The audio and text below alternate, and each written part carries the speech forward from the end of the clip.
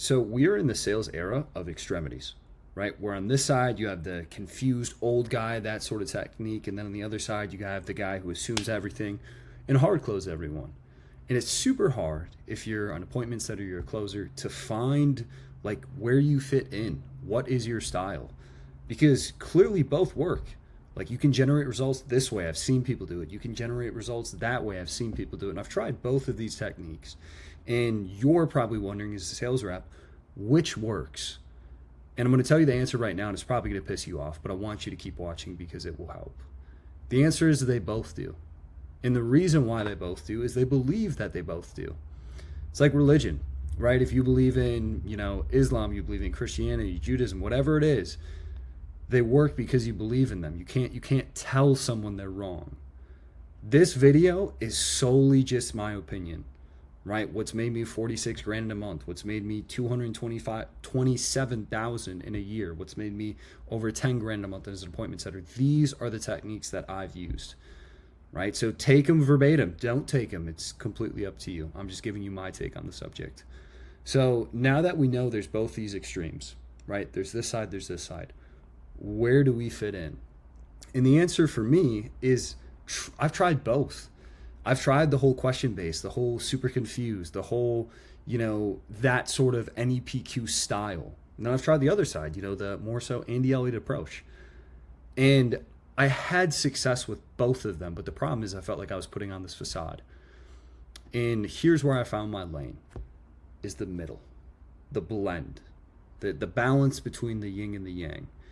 And the reason why I feel like this method has worked for me is because given the fact that clients and prospects are smart.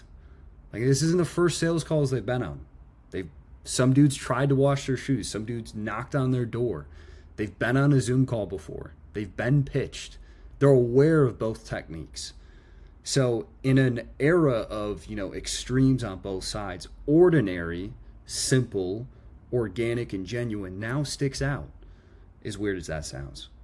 So if you have the ability, at least in my opinion, to get on sales calls and be genuine, find real problems, discover real solutions, get real answers, that's where the money's made, at least in my opinion. And in doing so, it lowers this concept of sales resistance. I don't feel like I'm getting on a call like playing stupid. I don't feel like I'm getting seller's remorse when I'm selling something shit. Because now it's just like I'm talking to a friend. I'm handling it the same way. I'm straightforward. I'm blunt. Because that's who I am. That is my balance in between. The gray, so to speak. If this was black, this is white. I operate in the gray. And in doing so, it's much easier to be a trusted advisor in that sense. And that's what you want. When you have the ability to be genuine with people on sales calls and just be real with people, you can actually have real conversations, which leads to finding real problems, which leads to finding real solutions, which is where problems are solved and money is made.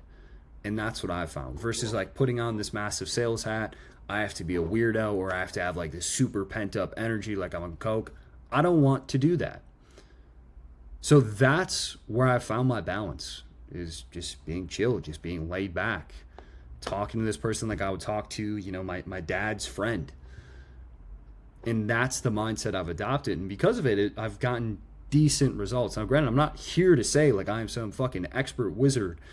I am a fetus in this game. I'm learning everything I can. I'm trying to get feedback. I'm buying mentorship, all this stuff, getting training daily. But understand that this is not binary. There is not one way you need to sell or one way you can't sell. It's finding your lane in between. It's going through trials and tribulations. You tried this on sales calls, it didn't work. You tried it on multiple sales calls, and it didn't work. So maybe let's tweak something. Let's change it. Let's have an independent variable here of one thing we change and the rest we keep the same, the control group. We're going back to science class right now. And because of that, you can address things. You can change things accordingly. And that's the advice I wish I would have gotten when I first got into sales, is changing small parts, a small piece of the pie to see what yields results and what doesn't. That is the discipline of sales. It is not completely tearing it down. It's not if you're, selling the assumed kind of old style that you just go to any PQ. That's not gonna probably work for you. That is the discipline of sales, is the small tweaks, the step by step, the process, the journey it takes. So it's finding a lane, it's finding your style that can or cannot be unique to you, that generates results. And the shitty part is that you're going to want to punch me, directly through the screen here, is that part of the process just takes time. Time takes time, and it's undefeated. But if you can learn both sides here and kind of implement, tricks of, maybe when to use the assume close, maybe when to ask, like a why now, a why-based question to get buy-in, to have them defend their ground to progress the sale. You can utilize, there's good things on both sides. And you can utilize them, morph them into your own style, and now you're making the money you want to make. So that is my advice to you. Even if you watch my sales stuff, is like I encourage you to potentially make the tweaks. If it feels more organic, it feels more genuine, you feel more comfortable, you get better answers. No one can argue with results. So make adjustments accordingly. So quick, simple, easy as all things should be. I'll see you in the next one.